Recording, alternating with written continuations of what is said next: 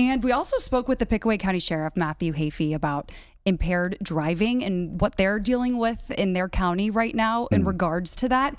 And he talked about the challenges they're now facing when it comes to drivers being under the influence of marijuana, not just alcohol. So take a listen to this.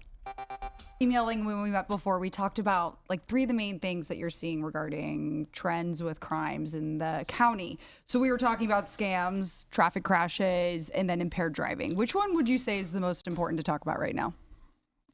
Well, the important thing is obviously impaired driving.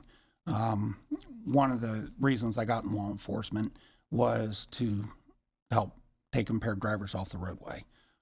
And with the legalization of marijuana in the last couple of years, many people think, well, I can smoke weed, take an edible, whatnot, and I'm okay to drive. The marijuana is a central nervous system depressant, delays your reaction times. You also have huge problems with depth perception. I've seen people that will stop maybe 50 feet before a stop sign, or even don't stop until they get in the middle of the intersection because they don't realize where they're at, being impaired on the marijuana. Then they also think, well, I can have a couple beers or a couple drinks and be fine. And then, oh yeah, I popped a gummy too. And then now they have what the kids call crossfading, where impaired on alcohol and narcotics. And then that becomes a problem.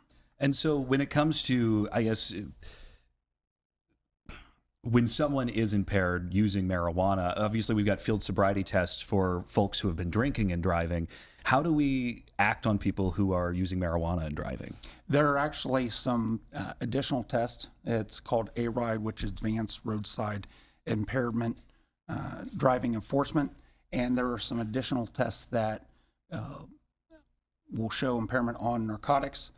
With marijuana, if you do what's the pen test, if you see people, following the pen, you're not going to get any kind of indication on that.